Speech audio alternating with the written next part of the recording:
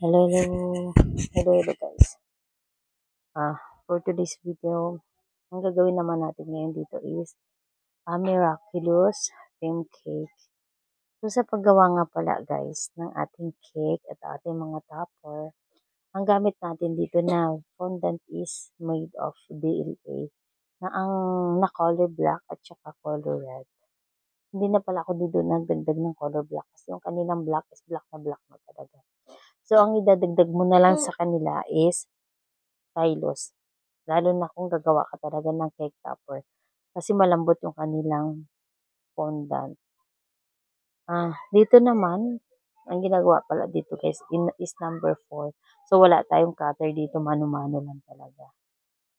Number 4, actually, yung magbe-birthday is 5 years old. So, nagkamali lang talaga dito. Pero pinalitan naman natin yung ating topper ng 5 years old bago siya dineliver. Buti napansin ko na 5 talaga yung magbe-birthday.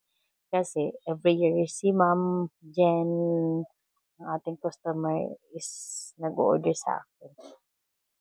Dito naman, yung gamit ko pala dito is printed topper ni Ladybug. So, sa printed topper naman, ay maganda gamitin dito na papel is photo paper na glossy. Kasi pag glossy, maganda siya tingnan. Para siyang tunay talaga pag dinikit mo na siya doon sa ating fondant mamaya. So, magkakat lang tayo. Kakat lang natin. After ng cut, ilalagay naman natin siya ngayon sa white fondant na background. Ganun pa din, Tylose, para tumigas kasi ang paglagay natin ng topper is patayo. So, kailangan na maraming Tylose. Tylose kasi talaga ang kailangan mo dyan para pampatigas ng ating fondant. So, ganun lang guys. Gagawa lang tayo ng circle para kasya din ang ating topper.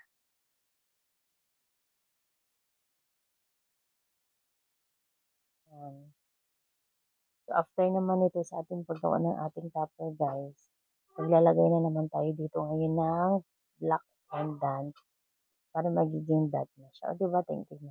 Para siya hindi halata na printed na dinikit ngayon sa ating fondant. Maglalagay lang tayo dyan. So, after naman yan, bago naman tumigas yung fondant, maglalagay na tayo ngayon ng stick para hindi mababasag ang fondant.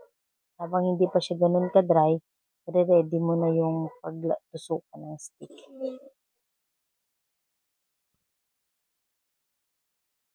So, after naman nun, i-ready na naman natin ang paggawa ng kanyang lagay ng kanyang name. Fondant pa din, topper, ganun.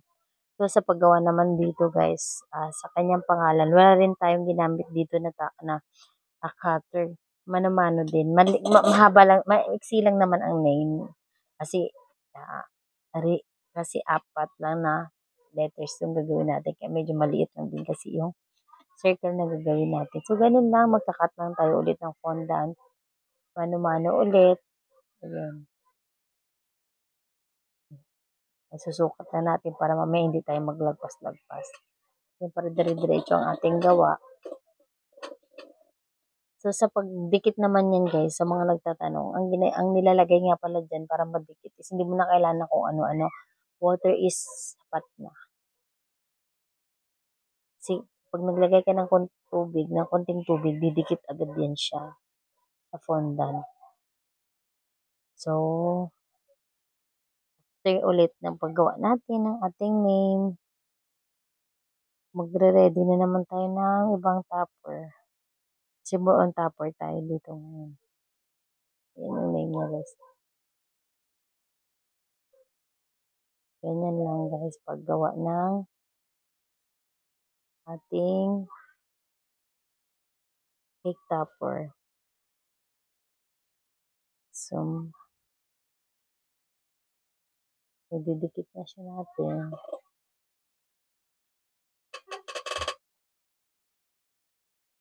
Ganyan lang siya guys.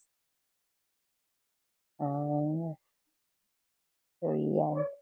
So, after naman yan, gagawa tayo ngayon ng bow, yung ribbon. Gagawa tayo ng ribbon. So, sa paggawa ng ribbon, ganyan lang guys, kasimple. Nakakat lang tayo ng fondant. Tapos, ipoformal natin ng ganyan. Ayun, ribbon na siya. So, ganyan lang guys sa paggawa natin. Ribbon. So, after nyan guys, pagtapos natin gumawa, ito na yung ating ready na cake. O, diba red na red talaga ang DLA. Wala na akong dinagdag ng color. Parang in-spray siya, diba? Pero, ano yan? Yan na yung color talaga ng DLA. So, ngayon, ididikit natin dito yung ating printed topper ulit. Tapos, ito na yun. Yung ginawa natin kanina na ribbon. So, water lang guys ang gagamitin natin pandikit ng ating mga topper sa cake.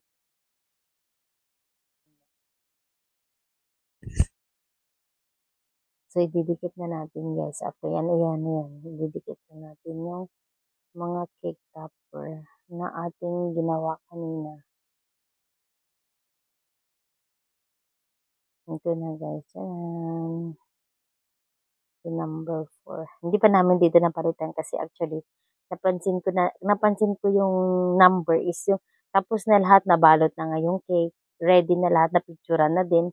As in, ready na talaga siya. So, after nung bigla akong naisip, parang may mali talaga sa cake.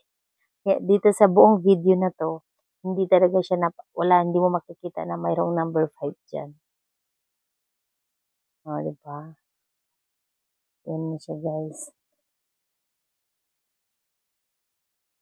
Ito na yung ating finished product. So, ganun guys, lalagay ulit tayo ng mga kinat na fondant.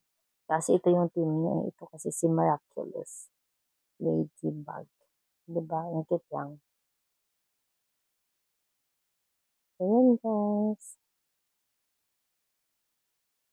Yan ang ating finished product.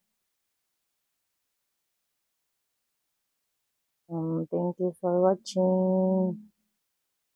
Until next video ulit. Yan lang. Kaya sa iba nga dyan guys, sa mga nag-i-struggle nga pala mag-color ng fondant, maganda gamitin yung DLA.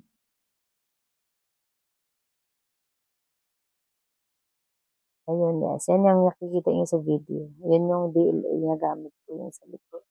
Yan yun. O, diba? Red na red, tsaka black na black. At meron din tayong cupcakes na bag din. Thank you for watching.